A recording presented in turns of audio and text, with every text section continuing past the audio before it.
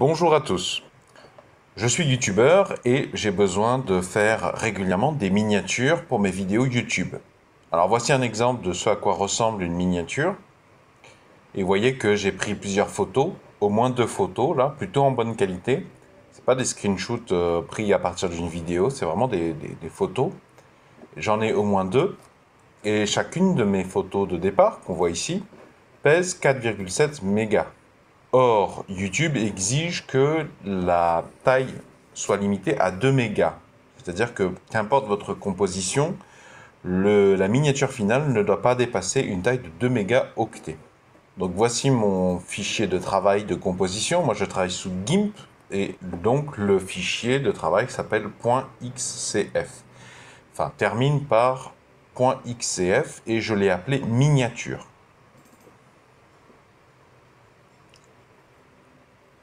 Alors, avant, je faisais CTRL-E ou fichier exporter sous et j'exportais ma miniature. Le problème, c'est que le résultat exporté, si je mets à 100 mégaoctets, si je mets à 100, pardon, de la qualité, moi j'exporte en JPEG, donc après vous ferez ce que vous voudrez, vous adapterez, ça peut s'adapter.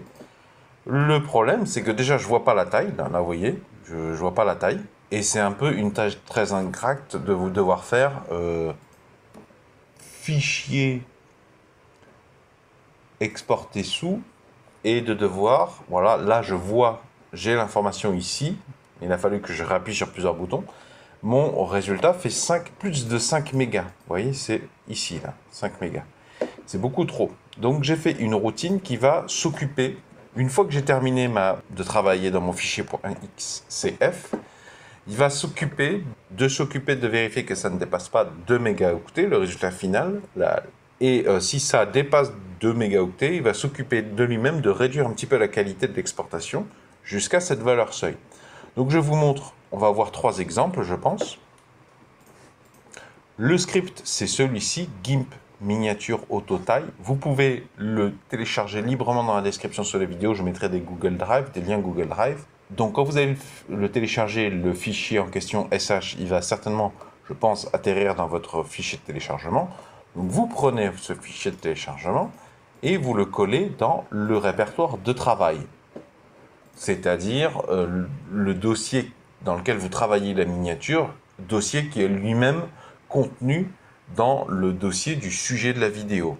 Moi, je travaille comme ça. J'ai un dossier pour chaque sujet de vidéo, et dans chaque dossier de sujet vidéo, j'ai plusieurs dossiers, dont un dans lequel je m'occupe de la miniature.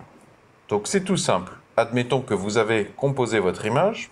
Je pars de 0, hein, donc j'ai supprimé le premier rendu à 5 mégas. Vous avez terminé. Ne fermez pas votre fichier de travail GIMP, c'est pas la peine. Vous vous rendrez dans le répertoire, vous faites clic droit, ouvrir dans un terminal. Et là, c'est important, vous mettez le terminal à droite. Vous cliquez, vous affichez le document de travail sous GIMP. Vous recliquez sur terminal et là, vous écrivez BASH, espace G, et là, vous appuyez sur tabulation.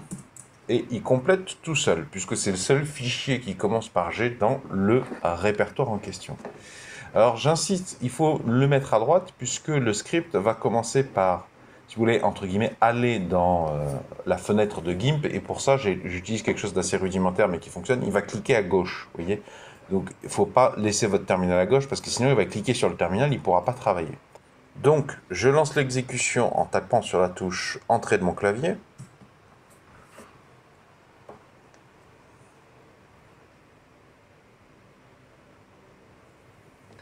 Il lance l'exportation à 100% d'abord par défaut.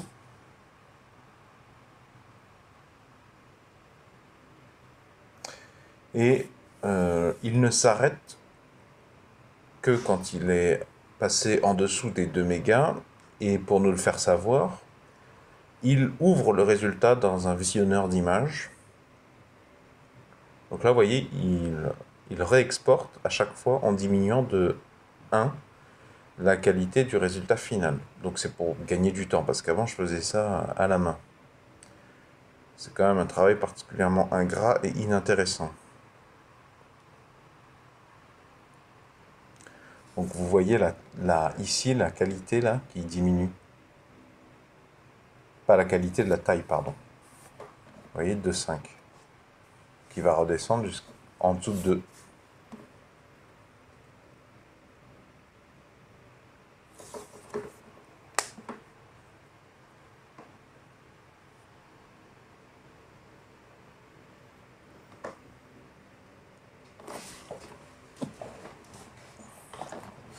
Et voilà, il a terminé. Pour vous le faire savoir, il ouvre le résultat final.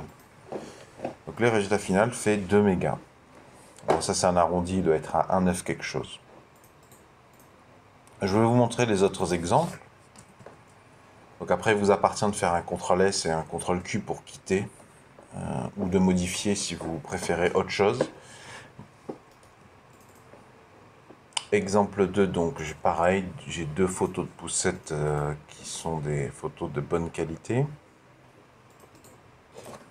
DU-SH, IM, hop, elles font, vous voyez, 4 mégas chacune, approximativement. Donc, alors là, c'est le résultat du tour précédent. Je vous ai mis des informations, on va voir dans le code, et il vous donne la taille du fichier. Et vous voyez qu'elle diminue de tour en tour. Donc, je suis dans mon répertoire de travail où j'ai mis le script .sh.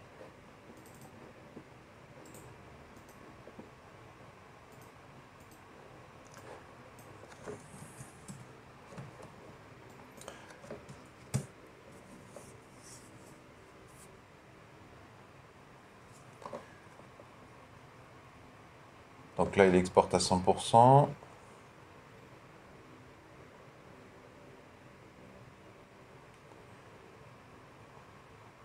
Il y a moyen de voir, voilà, le résultat 4,6. On est à 4,6 pour le moment.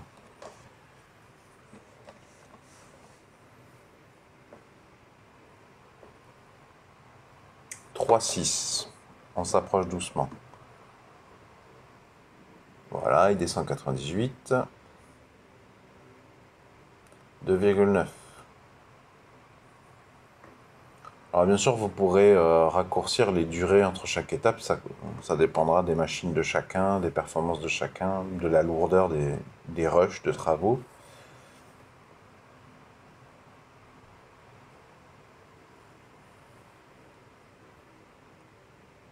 Et c'est pour ça que je ne ferme pas GIMP à chaque itération, pour ne pas perdre de temps.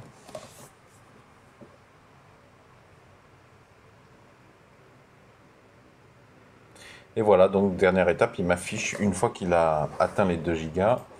Donc là, vous avez toutes les étapes au début à 100%, 3 mégas 5, ensuite il descend d'un cran, ensuite il descend d'un cran, voilà la taille finale. 1952, c'est bien en dessous de 2000, c'est très bien. Alors je vais voir un autre exemple dans un cas de figure différent. Donc dans l'exemple numéro 3, la particularité c'est que là, même en exportant à 100% par défaut, on sera en dessous des 2 mégas. On sera à 400 et quelques kilos. Donc je supprime le résultat de l'exportation. J'ouvre. OK. Je retourne dans mon dossier. Clic droit, ouvre dans un terminal. Je mets ma fenêtre GIMP. Je mets mon terminal à droite. BASH, G, tabulation, entrée.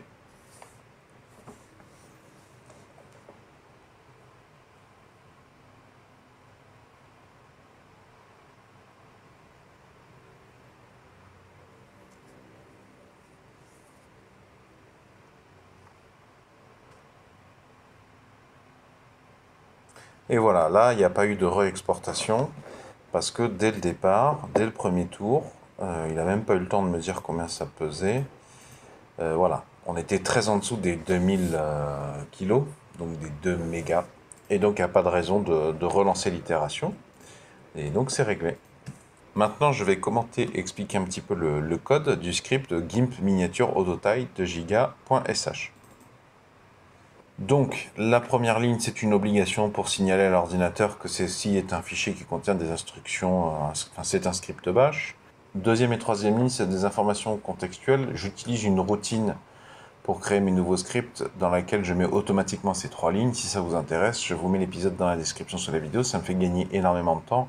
Je vous avouerai que pour moi, l'information la plus sensible, c'est l'heure et le jour surtout, parce que des fois, rétrospectivement, je me mélange les pinceaux. Chronologiquement, c'est bien d'avoir conservé la date de début de rédaction du script. Donc la première commande sleep 1, ça veut dire attends une seconde. Et l'instruction suivante, c'est trash-put miniature.jpg. Donc pour avoir la fonction trash-put, il faut avoir installé sudo apt install trash-cli. Je crois que c'est ça la commande. La commande trash.put, elle n'est pas nativement présente sur Ubuntu. Sur Linux Ubuntu, il faut l'installer. Donc ça veut dire tu mets à la corbeille le fichier miniature.jpg. C'est pour être sûr que je pars de zéro. Ensuite, sleep 1, donc ça veut dire attends une seconde. Et ensuite, la commande xdotool mousemove 500-500, c'est ce que je vous disais, ça, c'est quand on est là, qu'on a le terminal à droite, ça va vers la gauche, je ne sais plus exactement par là, et ça clique une fois. Voilà, ça nous met dans la fenêtre de travail du logiciel GIMP, pour pas être gêné par le terminal qu'on vient d'ouvrir et depuis lequel on a lancé le script. Alors ça se fait en 2 étapes. Il y a d'abord, je déplace la souris, et ensuite j'attends encore une seconde, sleep 1 et clic 1. Clic 1, ça veut dire je clique clic gauche de la souris. Donc d'abord je me déplace ici, ensuite je clique. Ensuite j'attends encore une seconde, et xdotool key ctrl shift -l, enfin underscore LE, ça c'est le raccourci clavier que j'utilise d'habitude, ctrl shift L plus E pour l'exportation. D'habitude je faisais ça. CTRL, la touche juste au-dessus de CTRL. CTRL, c'est la touche tout en bas à gauche. Hein. Et donc CTRL SHIFT et la lettre E. Donc, voilà, ça ouvre exporter l'image. Ensuite, il attend 2 secondes, parce que des fois ça peut être un peu long. Et Return, c'est la touche entrée. Donc là, je suis dedans, j'appuie sur la touche entrée de mon clavier. Il me demande si je veux remplacer. D'où l'importance d'avoir supprimé tout à l'heure. Il ne me demandera pas si j'ai supprimé, si j'ai commencé par supprimer le fichier miniature.jpg, le premier tour. Donc ça, il ne me le demandera pas. Donc c'est comme... Donc je vais le faire. Je vais supprimer miniature.jpg. Et donc j'appuie sur Entrée. Et ça ouvre ce menu dans lequel on peut choisir la qualité. Et de base, vous voyez que c'est en jaune, on est dans ce curseur. Alors, il faut commencer par 100, parce que des fois, quand vous l'ouvrez, c'est à 90 par défaut, ou à une autre valeur. Donc, sleep 2, attends 2 secondes, et ensuite tu fais un tab. Donc, il attend 2 secondes, et ensuite il fait tabulation. Il se retrouve là-dedans. Il se retrouve dans cette case, et donc... sleep 0,5, ça veut dire attends 0,5 secondes, une demi-seconde. xdotool type 100, ça veut dire écrit 100. Donc il est dans cette case et il va écrire 100. Donc même si de base c'est à 90, ça sera 100. Ensuite, sleep 1, il attend une seconde. C'est un doublon là, je peux l'enlever ça, tiens. CTRL SHIFT L Tab, il attend une seconde que ça a été bien pris, et SHIFT Tab, ça va le ramener ici. Mais ça a bien pris en compte la valeur ici, mais ça le ramène ici, là, dans le curseur, parce que je crois que depuis cette case, si je fais une tabulation, ça m'amène vers exporter. Tandis que si je suis là et que je fais tabulation, je me retrouve coincé dans plein d'étapes intermédiaires. Donc je suis là, je suis là, et donc quand je suis là, pardon, c'est pas un tab, c'est si je fais entrer, ça va appuyer ici direct. Donc Shift L Tab, on l'a vu. Donc il attend 3 secondes et il appuie sur entrée, return, c'est entrée. Vous voyez, depuis que je suis là, j'avais appuyé sur entrée, c'est bon, ça a appuyé sur exporter. Il attend 4 secondes pour donner le temps à l'exportation de se faire. Ensuite, je définis une variable A. Et dans cette variable A, je stocke la variable taille du fichier miniature. Je vous montre ce que ça donne. DU-miniature. Vous voyez, de base à 100, c'est 5028. Alors ça, c'est le résultat de la commande, DU-A miniature.jpg. Moi, je veux garder juste ça. Ce qui me permet de récupérer cette information, c'est cette commande ici, là. 5028. Et donc, le fait de la mettre de mettre des espaces à gauche et à droite, des parenthèses et le signe $, cette syntaxe, il me stocke le résultat dans A. Echo. Voilà. Ensuite, j'ai une deuxième variable, une B, dans laquelle j'ai attribué la variable, la valeur 2000, pardon, 2000 kilo-octets. Je fonctionne en kilo-octets parce que cette commande fonctionne aussi comme ça. On peut modifier ça dans les options qu'on utilise avec la fonction DU. Et je vais demander une comparaison de la taille mesurée du fichier miniature.jpg à cette limite de 2000, qui correspond à mes 2 mégaoctets. Donc pour ça, j'utilise une boucle tant que, donc while, qui commence ici, qui finit là, et qui répète les instructions entre do et done. Donc voilà, cette syntaxe permet de dire GT c'est l'acronyme, moins GT c'est greater than. Donc tant que la variable A est supérieure, je ne sais plus les détails. Là vous avez si vous voulez plus de détails sur est-ce que c'est supérieur ou égal. Vous voyez, j'ai laissé les URL volontairement parce que je saurais que ça pourrait moi m'être utile quand je bidouille. Et vous aussi, pour retrouver des sources, des détails. Si vous les peaufinez, modifier, il y a des fortes à parier que vous trouvez des informations utiles là-dedans. Donc ça, en fait, tout simplement, c'est... Enfin, ici, là, ça permet de faire une comparaison de valeurs. Tant que c'est plus grand, eh ben, il va répéter. Tant que le fichier miniature.jpg est plus grand que 2 mégas, sa taille est supérieure à 2 mégas, il va répéter toutes ces instructions. Donc d'abord, echo encore un tour. Donc ça, c'est ce que vous avez vu tout à l'heure. Il affiche encore un tour. Ça permet d'avoir un suivi, notamment quand on fait du débugage ou au moment du développement du code, de savoir est-ce qu'il est rentré dans la boucle temps ou même pas. Parce que là, quand il affiche ça, ça veut dire qu'il est déjà rentré dans la boucle tant que, dans la boucle while. Donc après avoir écrit encore un tour, il refait une commande qu'il avait déjà fait plus haut, ici. C'est-à-dire qu'il est là. Si il a vu que le résultat était trop gros, il refait CTRL SHIFT E. Il refait entrer 2 fois, parce que cette fois-ci, donc là je fais entrer, mais cette fois-ci le fichier existe déjà, donc il faut bien le remplacer. Donc j'ai déjà consommé un entrée, il faut que je refasse un entrée. Et donc ça se répète encore, il va faire la touche Up. Donc c'est la touche, je crois, haute du clavier. Me demandez pas pourquoi, quand je fais flèche directionnelle vers le haut, ça diminue d'un cran. Me demandez pas pourquoi, j'en sais rien. En tout cas, je l'ai trouvé et ça marche, c'est pratique. Return, donc ça veut dire encore entrée. Voilà. Et là, concrètement, il a diminué d'un cran. Donc il attend 2 secondes que le résultat se fasse. Et là, je réattribue, c'est important, parce il faut bien modifier la valeur de A. Il faut qu'il remesure.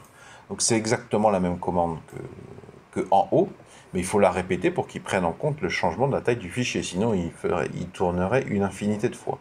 Et echo A, ça vous permet de voir là, la taille du fichier A à un moment donné.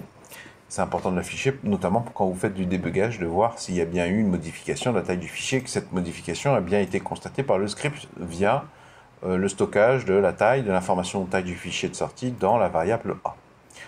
Et donc, une fois qu'il a fini, une fois que A n'est plus supérieur à 2000, il attend 1 seconde et il lance la commande EOG miniature blablabla, qui est ouvre-moi l'image avec le logiciel EOG, ce qui me permet de voir le résultat final et qui me sert de signal pour voir qu'il a bien terminé. Voilà, donc c'est accessible gratuitement dans la description sous la vidéo, probablement des liens Google Drive, c'est complètement gratuit et je vous invite à adapter ce code à vos besoins pour gagner du temps notamment. Je vous ai mis dans la description sous la vidéo la commande, comme ça vous n'avez plus qu'à faire un copier-coller si vous trouvez ça plus confortable. Dans la description sous la vidéo aussi, je vous ai mis des sources pour d'autres solutions. Il existe d'autres solutions, pardon. Si vous avez apprécié la présente vidéo, pouvez-vous mettre un pouce vers le haut, s'il vous plaît, pouvez-vous mettre un j'aime. Si vous aimez cultiver les solutions, je vous propose de vous abonner à la présente chaîne YouTube en cliquant sur le rond qui va s'afficher ici. Et si vous cliquez sur le rectangle, ça vous emmènera vers tous mes épisodes de la thématique script bash. Plein de scripts ou de commandes bash fort utiles pour automatiser des tâches, gagner énormément de temps, de productivité, de confort.